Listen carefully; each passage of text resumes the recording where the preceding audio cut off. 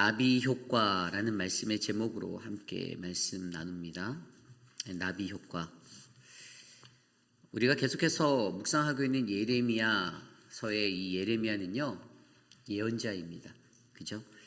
여러분, 히브리어로 예언자는 어떤 단어를 쓸까요? 이 나비라는 단어가 바로 예언자라는 히브리어예요. 나비. 이 세상에서 우리가 지도자가 얼마나 중요한지는 너무나도 잘 아실 것입니다. 어떠한 지도자를 만나는가? 그 지도자는요, 그냥 인간적인 것으로 내 마음에 만족되고 나에게 만족이 되는 그러한 사람이 정말 좋은 지도자일까요?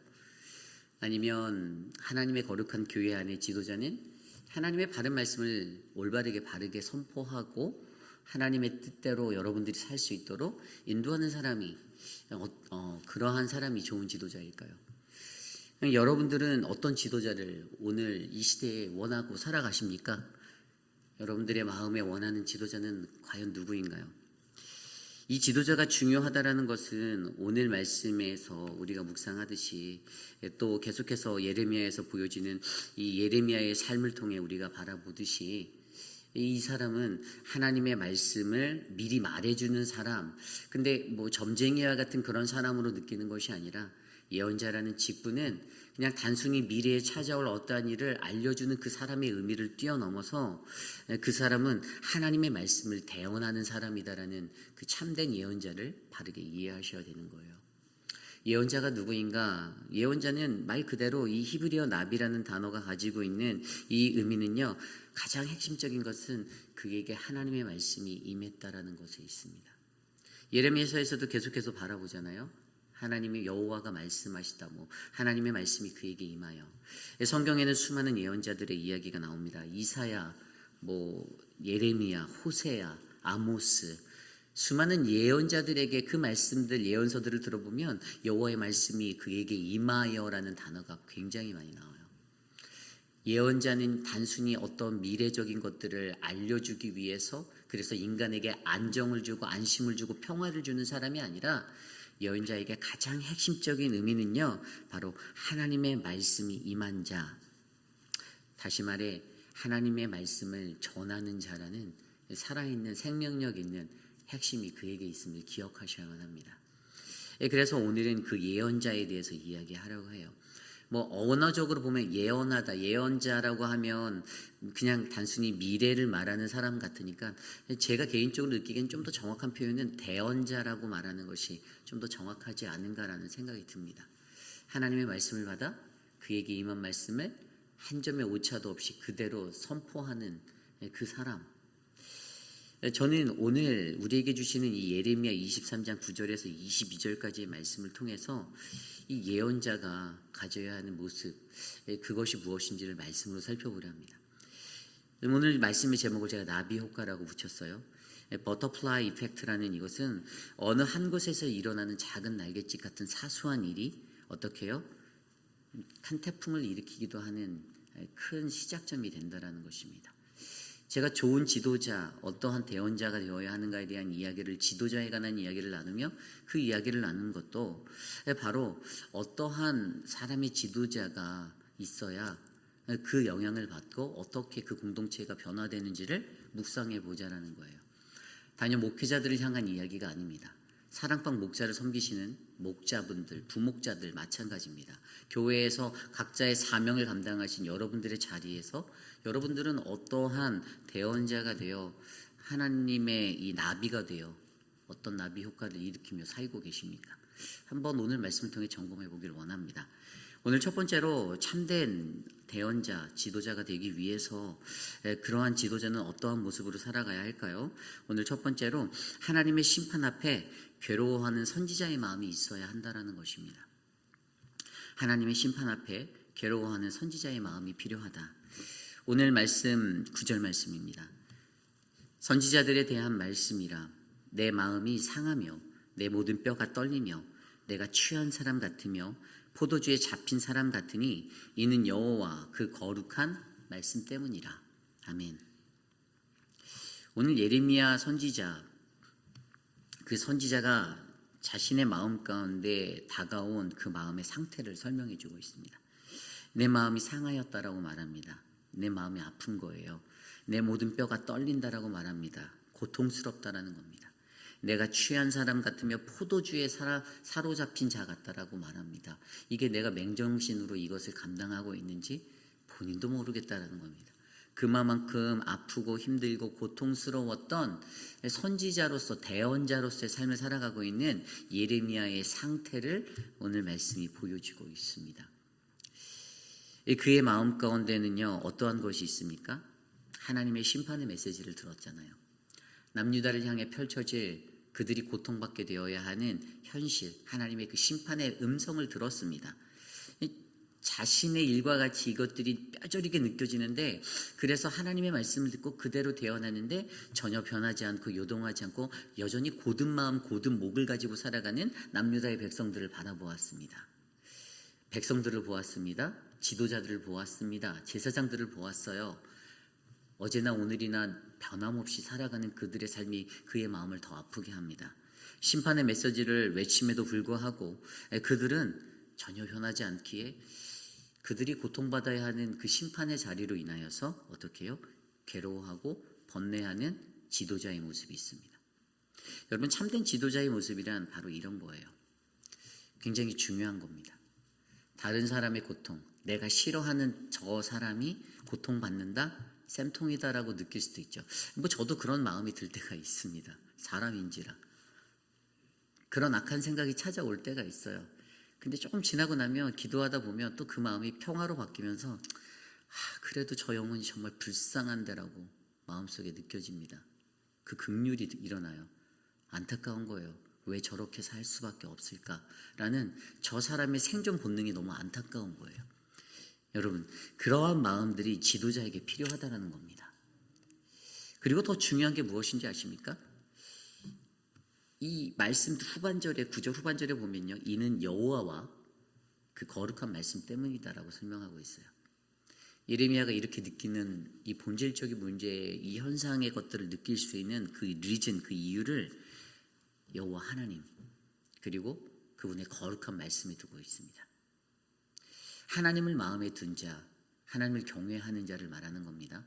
하나님을 경외하는 자, 그 말씀을 두려워하는 자, 하나님의 거룩한 말씀을 두렵게 바라보는 자, 그에게는 이러한 마음이 자연스럽게 일어나야 된다는 거예요. 오늘 하나님의 심판의 메시지 때문에 괴로워하는 예레미야의 마음은요, 상하고 뼈가 떨리고 취한 것 같은 그러한 심정으로 그의 인생의 길을 걸어가고 있습니다. 그리고 그 원인들이 무엇입니까? 그 원인들을 들여다보면요, 10절 말씀에 뭐라고 나와 있죠? 이 땅에 간음하는 자가 가득하다라고 말하고 있잖아요. 저주로 말미암아 땅이 슬퍼하고 광야의 초장들이 마르나니 그들의 행위가 악하고 힘쓰는 것이 더 정직하지 못하다. 그의 마음 가운데 이런 죄악들이 보이는데 어떻게 할 수 없는 그 마음에 고통스러워하는 것입니다. 저는 오늘 이곳에 계신 저와 여러분들도요, 우리의 마음에 하나님이 우리를 불러주신 그 선지자로서의 마음, 이 마음이 있기를 소망합니다. 여러분들 마음이 아프고 상하고 고통스러워하고 그 괴로움에 빠져보십시오. 나 때문에도 그렇게 느끼셔야 하고 나와 함께하는 사람들의 그 죄 가운데 허우적거림 때문에 그 고통을 안타까워하셔야 합니다. 괴로워하셔야 돼요. 저 사람 지옥 가면 안 되는데 생각하셔야 돼요. 여러분, 성경 속에 이 나오는 수많은 사람들이 이 괴로움을 이해하고 공감하였던 이야기들이 있잖아요. 우리가 잘 알고 있는 에스더, 그녀는 하만이 가졌던 유대인 말살 정책이라는 그 계략 가운데 모르드게가 그것을 듣고 에스더에게 그것을 말해서 듣게 되었을 때 그 민족들이 당할 처참한 미래 때문에 괴로워하고 고통스러워했습니다. 그리고 그녀가 했던 것은 하나님 앞에 금식하며 나아가 기도했던 거예요. 이 민족을 구해달라고, 저 인간의 악한 계략 가운데서 건져달라고. 그리고 하나님이 역사하셨죠. 그녀가 괴로워했던 이유가 무엇입니까? 사실 그녀의 삶에는 전혀 문제되지 않았어요. 자신은 왕비예요, 왕비. 자신은 그냥 그 인생 살면 돼요. 자신과 전혀 동떨어진 민족이라 하더라도 동떨어진 삶을 살았던 백성의 상태였기 때문에 아무 관심 안 해도 됐어요. 그냥 모르는 척하고 무시하고 지나갈 수 있었던 인생이었습니다. 그런데 그녀는 자신의 동족들이 가졌던 죄 때문에 괴로워했습니다. 그들이 받게 될 심판, 이 억울함 때문에 가슴 아파했어요. 다윗도 마찬가지잖아요. 제가 전에 한번 말씀드렸던 다윗. 여러분, 다윗이 압살롬의 반역, 자신의 아들의 반역, 왕자의 난 때 왜 그 성을 도망하였나, 그냥 떠나갔나라고 제가 설명드린 적이 있잖아요. 제가 왜라고 설명드렸죠? 하나님께 들었던 나단 선지자를 통했던 그 경고의 말씀, 그 말씀이 마음에 새겨져 있었기 때문이다라고 설명했잖아요. 사무엘하 12장 11절 12절에 여호와께서 또 이와 같이 이르시되 내가 너와 내 집에 재앙을 일으키고 내가 내 눈앞에 아내를 빼앗아 내 이웃에게 주리니 그 사람들이 내 아내들과 더불어 백주에 동침하리라. 너는 은밀하게 행하였으나 나는 온 이스라엘 앞에서 백주의 이 일을 행하리라. 나단 선지자를 통하여서 밧세바를 범한 이후 범죄 사실을 하나님 앞에 발각되어지고 지적을 당할 때 그가 들었던 경고의 메시지가 그의 마음에 서려 있어서 어떻게 해요? 압살롬 아들의 반역에 그 난이 일어났을 때 하나님의 말씀이 내게 이루어지는구나라는 그것으로 두려워했다라는 거예요. 이것이 중요합니다. 우리가 괴로워하고 힘들어하고 그런 모든 상황들이 일어날 수 있습니다. 그리고 그때 우리는 여호와 하나님 때문에, 그분의 거룩한 말씀 때문에 이것들을 순종함으로 받아야만 합니다. 나에게는 그런 괴로움이 있는가? 하나님의 심판의 그 말씀의 선포 앞에 나는 동일하게 괴로워하고 있는가? 이 마음들이 점검되어져야 하는 거예요. 그것의 핵심은 내가 그분의 말씀을 얼마나 마음속에 새기고 살아가고 있는가. 이것이 우리들의 삶을 그러한 자의 모습으로 인도하는 거룩한 나침판과 같은 것이 되는 것입니다. 여러분, 그러므로 하나님의 심판 앞에 하나님의 말씀을 두려워하며 괴로워하는 선지자의 마음을 가지시길 바랍니다. 죄 때문에 우리의 공동체가 무너질 수 있고 아파할 수 있다. 이 죄의 심판 때문에 더 힘들어질 수 있다. 어떡하지? 고민하며 그때 내 상한 마음, 내 뼈가 떨리는 마음, 내가 취한 사람 같은 그 모습들 가지고 하나님 앞에 자복함으로 나가는 거룩한 지도자 되시기를 간절히 소망합니다. 이것이 오늘 말씀의 첫 번째 나비 효과, 참된 지도자의 모습, 첫 번째 하나님의 심판 앞에 괴로워하는 선지자의 마음이 있다입니다. 오늘 두 번째로 나비 효과, 참된 지도자에게는요, 바로 악을 미워하는 모습이 있어야 한답니다. 악을 미워하라. 오늘 말씀 10절 11절입니다. 아까 읽었던 10절 말씀에 이 땅에 간음하는 자가 가득하도다. 저주로 말미암아 땅이 슬퍼하며 광야의 초장들이 마르나니 그들의 행위가 악하고 힘쓰는 것이 정직하지 못함이로다. 11절입니다. 여호와의 말씀이니라. 선지자와 제사장이 다 사악한지라. 내가 내 집에서도 그들의 악을 발견하였노라 라고 말합니다. 아멘. 첫 번째 10절에 나온 세상에, 이 땅에 악한 것을 얘기합니다. 영적 간음을 하였다라고 해요. 그들이 영적 간음을 저질렀어요. 11절에 영적 지도자들이 악행을 행한다고 합니다. 그래서 뭐라고요? 하나님의 집이, 내 집이 그 악에 휩싸여 있다라고 설명하고 있습니다. 세상에 있는 것과 하나님의 집에 있는 이 모든 것들의 공통점을 들여다보면 결국 이 영적 간음이라는 것들이 보입니다. 영적 간음이란 무엇입니까? 하나님이 아닌 다른 것들을 바라보는 거예요. 우리가 하나님만을 사랑하고 주 하나님만 믿고 주님만 의지하며 살아가야 하는데 이 영적 간음은 하나님이 아닌 다른 것에 내 눈을 두고 다른 것을 경외하며 살아가는 것입니다. 그래서 하나님의 자리가 점점 미뤄지게, 밀려나게 되는 것이에요. 우리들의 삶의 인생 가운데서 그래서 이 영적 간음을 하는 것, 이 악한 것들을 행하는 것, 이것에 대해서 오늘 예레미야는 하나님의 말씀으로 선포하며 이것의 대가는 그 12절 말씀에 바로 재앙이다라고 설명하고 있습니다. 그러므로 그들의 길이 그들에게 어둠 가운데 미끄러운 것과 같이 되고 그들이 밀어냄을 당하여 그 길에서 엎드러질 것이라. 그들을 벌하는 해에 내가 그들에게 재앙을 내리리라. 여호와의 말씀이니라. 아멘. 그들에게는 그 결과 반드시 이 재앙이 임할 것이다라고 설명하고 있습니다. 이 땅을 덮고 있는 모든 것, 사실 뭐 세상이라는 모든 것과 교회라고 하는 이 지도자들이, 영적 지도자들이 거하는 그것이 다 악행으로 물들었다라는 것은요, 이 악에 의해서 하나님의 거룩한 하나님의 나라가 온 세상이 잠식되어졌다라는 거예요. 오늘 예레미야는 그 악에 대한 것들 때문에 고통스러워하고 힘들어하고 있는 것입니다. 그것을 좀 더 구체적으로 설명한 게 13절 이후의 말씀이에요. 북이스라엘과 남유다 선지자 모두 다 소돔과 고모라 같다라고 13, 14절에 말합니다. 사마리아 선지자들, 예루살렘 선지자들, 이 이스라엘이 분열 왕국으로 나뉘어졌던 남유다와 북이스라엘 모두가 다 그들이 갖고 있는 우매함 때문에 바알을 의지하여서 사마리아, 북이스라엘이 그러한 죄 가운데 거하였고, 14절에도 보면 예루살렘이라는 남유다의 도성 가운데도 그 선지자들 가운데서도 이러한 가증한 일들이 간음으로, 거짓말로, 악을 행하는 자의 손을 강하게 하는 그 악이 펼쳐졌다라고 이야기하고 있습니다. 그래서 그들에게 가장 중요한 것은 지도자로서 악을 얼마나 미워해야 하는지, 이 악이 반드시 공동체 안에, 그와 함께하는 공동체 안에 끊어져야 하는 존재임을 인정하는 것이에요. 여러분, 악을 사랑하지 마시기를 부탁드립니다. 여러분, 악은요, 악이에요. 여러분들 주변에 있는 우리의 동역자들 누군가가 악한 모습으로 살아가고 있어요. 그런데 그 사람을 뭐 보듬어줘야 다 이해합니다. 그런데 악은 악이다라고 알려줘야 돼요. 그렇지 못하면요, 그 사람은 똑같이 악의 모습으로 계속 살아요. 습관이 됩니다. 이게 죄인지 모르는 거예요. 다른 말로 하면 혼미함이잖아요. 자기가 거짓말을 하면서도 자기는 스스로 속으로 생각하겠죠. 나는 내가 맞아. 그래서 이제 거짓말로 하니 이 말 저 말 바꾸고 엄청나죠? 그러한 인생이 펼쳐진다는 겁니다. 악한 것을 끊어낼 수 있는 것을 가르치는 지도자가 필요하다는 것을 알려주는 거예요. 여러분, 왜 악한 것에 대해서 가르쳐야 하나? 영적 지도자의 책임이 13절에 나온 대로 첫 번째 뭐예요? 바른 길을 걷게 하기 위해서라고 말하죠. 13절에 바른 길을 걷게 하기 위해서.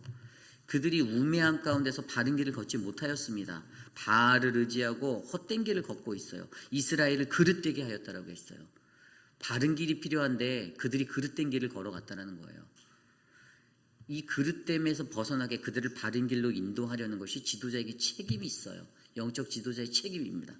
두 번째 책임은 14절대로 회개하고 돌아오게 하려는 거예요. 14절이에요. 거짓말하고 악을 행하는 자의 손을 강하게 하는 것, 이 구절대로 그들의 악이 자꾸만 그들을 그렇게 강하게 만들어요. 자신이 강하다고. 끝까지 우기면 자기가 맞다라고 될 줄 아는. 근데 중요한 건 뭐죠? 진리는 반드시 드러납니다. 저는 악이 선을 이길 수 없다라고 확신하는 사람 중에 한 사람이에요. 아무리 사람들이 혹해서 거짓말에 넘어가잖아요. 그랬어? 근데 그게 아두남이고 우두남이에요.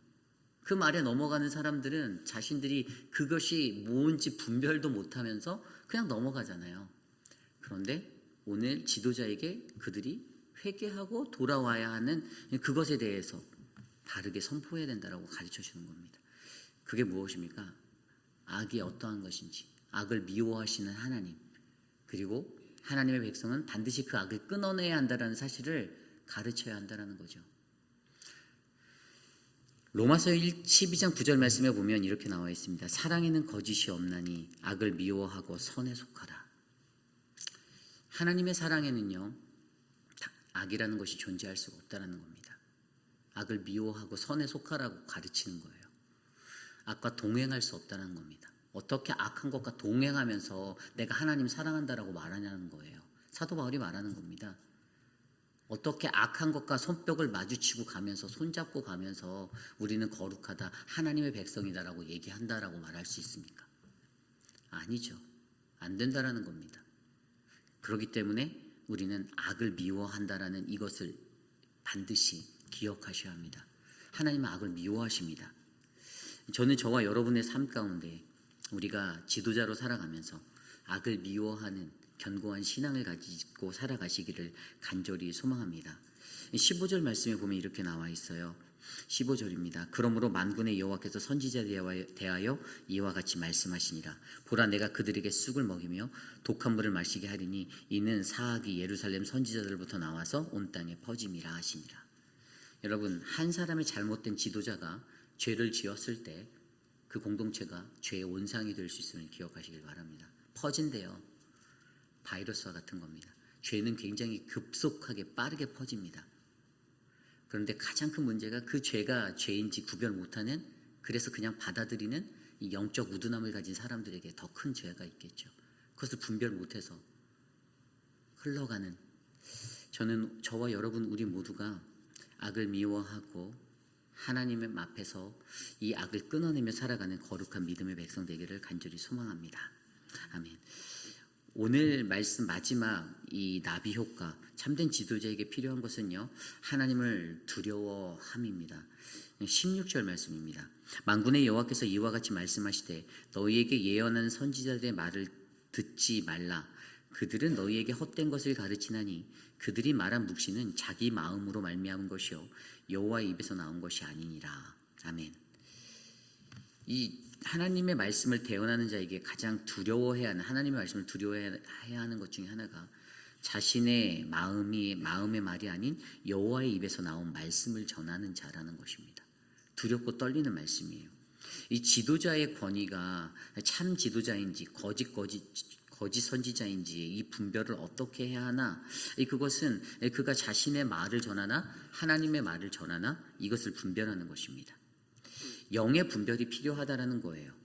요한일서 4장 1절에 요한이 이렇게 말합니다. 사랑하는 자들아, 영을 다 믿지 말고 오직 영들이 하나님께 속하였나 분별하라. 많은 거짓 선지자가 세상에 나왔습니다.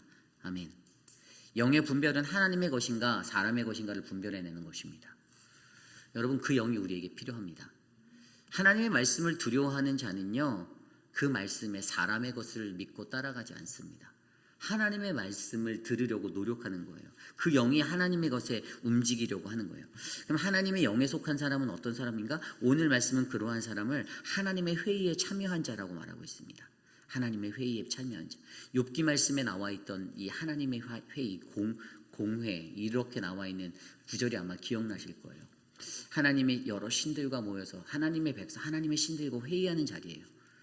근데 그곳에서는 하나님이 그 하나님의 회의에 참석한 그 사람들, 하나님의 사람들, 하나님의 지도자들, 하나님의 선한 능력의 대언자들, 그러한 영적 능력이 있는 그런 지도자들과 함께 회의할 때 하나님의 꿈과 비전이 그들에게 소화되어지고 나누어집니다.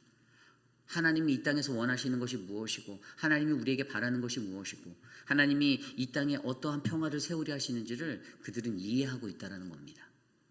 그들의 집중 포커스는 온통 하나님이에요. 하나님. 그리고 그러한 마음에 그 회의에 참여했던 자들, 그들이 어떠한 삶을 살아가야 합니까? 이 땅에 살아갈 때 그들은 늘 하나님과 깊이 있는 교제함 가운데 자신의 영성을 길러가고 자신의 영적인 것들이 흘러갈 수 있도록 노력해야 되는 거죠. 그렇기 때문에 참된 선지자, 참된 대언자는요, 바로 하나님의 앞에서 날마다 자신의 마음이 아닌 하나님의 마음으로 하나님의 말씀을 받고 있는 그대로의 말씀을 선포하도록 노력하는 사람이라는 겁니다. 저는 사실 그래서 이 부분이 가장 두려운 거예요. 왜냐하면 저도 이 부분에 약하기 때문이죠. 말씀을 준비하다가 인간적인 생각들이 머릿속으로 마음으로 틈타들 때가 있어요. 인간의 고통이 호소로 나갈 때도 있습니다. 그래서 가장 어려운 부분이라는 거예요. 그러나 저는 저와 여러분들 안에 이러한 하나님의 입에서 나온 그 말씀을 전하는 바른 길을 그대로 살아내기 위해서는요, 반드시 하나님의 말씀을 두려워하셔야 된다라고 함께 나누고 싶습니다. 하나님의 말씀을 두려워하십시오. 저는 하나님의 말씀은, 다발의 그 말씀은, 반드시 이루어지는 그 말씀은 하나의 일점의 획에 오차도 없는 그런 온전한 말씀이다 믿습니다.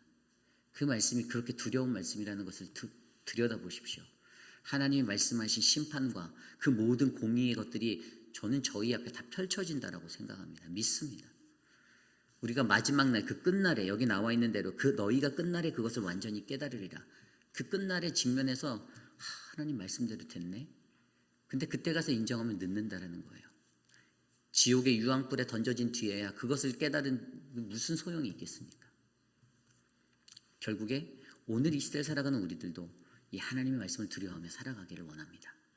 오늘 말씀의 첫 번째, 두 번째, 세 번째, 하나님의 심판 앞에 괴로워하는 선지자의 마음이 있어야 하고 악을 미워하는 것이 있어야 하고 하나님의 말씀을 두려워해야 되는 이 세 가지의 공통점을 보면요, 결국에 경외함입니다. 경외함. 여러분, 여호와를 경외하는 것, 잠언 8장 13절에 여호와를 경외하는 것이 악을 미워하는 것이다라고 설명했습니다. 그리고 아까 제가 읽어드린 로마서 말씀에서도 사랑에는 거짓이 없나니 악을 미워하고 선에 속하라. 여호와를 경외한다라는 것, 하나님의 말씀을 두려워한다라는 것, 우리에게 이 경외함이 있다라면 저는 거룩한 나비 효과를 저와 여러분을 통해서 세상에 일으킬 수 있다고 봅니다. 그러나 하나님을 두려워하지 않고 그 말씀을 두려워하지 않고 경외함이 없이 살아가는 인생은요, 나비 효과를 일으키시죠. 그런데 그 나비 효과가 잘못된 나비 효과가 돼서 하나님의 심판으로 그 심판을 마주하게 되는 그 자리에 서게 된다는 사실을 기억하시기를 바랍니다. 내가 오늘 어떠한 나비 효과를 일으키며 살아가는가? 나는 선한 하나님의 능력으로 저들의 삶을 뒤바꾸고 저들의 삶이 하나님의 말씀으로 회복되어지는 그 능력의 말씀으로 나타내는 그 나비 효과로 날개짓을 하고 있는가? 아니면 나는 세상의 수많은 소음 중에 또 하나의 소음에 거짓말을 더하고 교묘한 말을 더하는 그러한 인생으로 나비 효과로 파닥파닥거리면서 살고 있는가? 그것에 대한 생각은 여러분들, 저와 여러분 스스로가 함께 하시기를 소망합니다.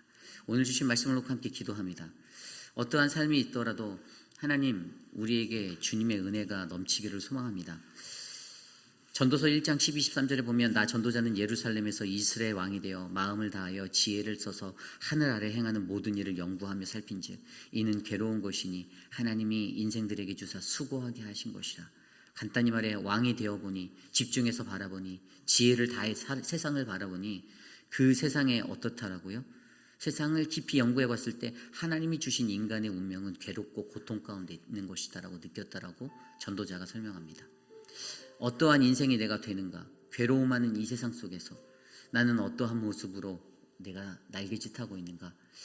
우리에게 하나님 거룩한 주의 그 말씀을 경외하고 하나님을 경외하는 온전한 마음을 주셔서 사람을 두려워하지 아니하고 하나님만 보고 살아가는 지혜를 주십시오. 이 시간 함께 기도하기 원합니다.